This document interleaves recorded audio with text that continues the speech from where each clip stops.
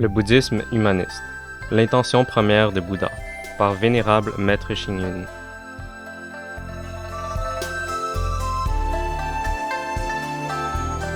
Malheur causé par la croyance envers les déités et les esprits.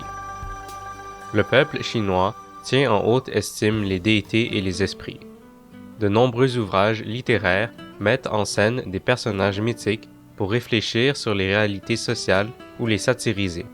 Exemple, À la recherche des esprits, Grand recueil de l'ère de la grande paix, Contes étranges du pavillon des loisirs, etc.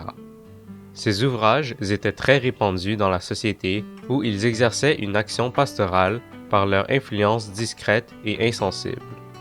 Ainsi, durant des milliers d'années, le peuple chinois croira fermement que les déités nous surveillent à 3 pieds au-dessus de nos têtes. C'était au départ d'une manière de réagir contre la mentalité sociale régnante, afin que les hommes craignent les conséquences de leur mauvaise conduite. Cependant, la peur irraisonnée des déités et des esprits et parfois de quelconques sollicitations poussait les croyants à tuer les animaux domestiques pour en faire offrande aux déités. Plus grave encore, on insistait exagérément sur les lourdes punitions, la chute dans les enfers ou dans les autres destinées malsaines, et par conséquent, les gens avaient peur du bouddhisme. Il est dit, demandez plutôt aux déités et aux esprits qu'au peuple. Le peuple ne trouve pas de satisfaction dans sa vie quotidienne, ou bien il est incapable de résoudre les problèmes de sa vie réelle, alors il ne peut qu'espérer un miracle. Le bouddhisme reconnaît l'existence des déités, mais ne les considère pas comme des objets de croyance ni comme des refuges. Le bouddhisme est une religion basée sur les êtres humains. Son maître fondateur, Sakyamuni Bouddha, est un homme et non pas un dieu.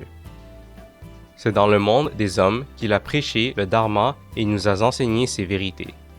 Les 5 préceptes, les 10 bonnes actions, les 3 études, discipline, concentration et sagesse, le noble sentier octuple, etc., pour nous aider à améliorer notre vie. Le bouddhisme humaniste met l'accent sur une vie heureuse et paisible, la possession légale de richesses, la jouissance trouvée dans les divertissements corrects, la pratique bienveillante et compatissante, le respect et la tolérance mutuelle. Malheureusement, on en parle si peu.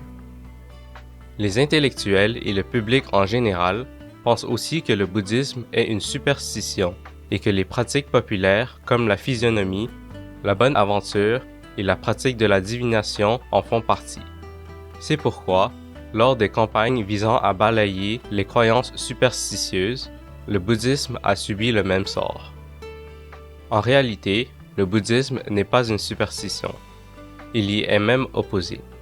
Le bouddhisme ne pratique ni l'astrologie, ni la consultation des heures, car tous les jours sont de bons jours.